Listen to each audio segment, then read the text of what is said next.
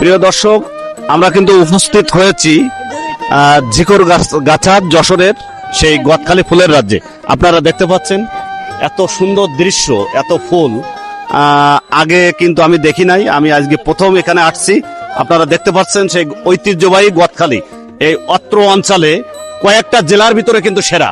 এই যে যশোর জেলা, এটা কিন্তু সেই গদখালি ফুলের রাজ্য। হ্যাঁ, আপনারা এখানে উপস্থিত হয়েছি, আমরা এখানে উপস্থিত হয়েছি। আপনারা দেখতে পাচ্ছেন আমাদের এই দোকানদার, আমাদের এক ছোট ভাই।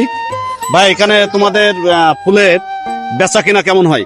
মোটামুটি প্রতিদিন ভালোই হয়। খুবই ভালো হয়। সপ্তাহে কোন দিন সব থেকে ভিড় হয়?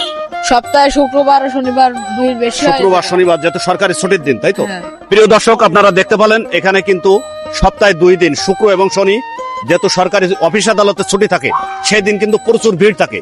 মানে যত বিকাল হবে তত লোকের ভিড় ততই বৃদ্ধি হবে, তাই তো? বিকাল হলে আরো বেশি হয়। অসংখ্য অসংখ্য ধন্যবাদ প্রিয় ভাই। আপনারা দেখতে পাচ্ছেন ঐতিহ্যবাহী সেই গদখালি ফুলের রাজ্যে এখানে কিন্তু যতই বেলা গড়াবে ততই জনগণের ভিড় জমজমাট হবে। আমরা এখন উপস্থিত হয়েছি বেলা দুপুর 2টা বাজে। এখন কিন্তু যথেষ্ট ভিড় আছে। যত সন্ধ্যা হবে তত লোকের ভিড় বাড়বে। আপনারা সবাই এখানে আসার চেষ্টা করবেন, এই আশা প্রত্যাশা রেখে এই ভিডিওটি এখানে শেষ করলাম। আল্লাহ হাফেজ।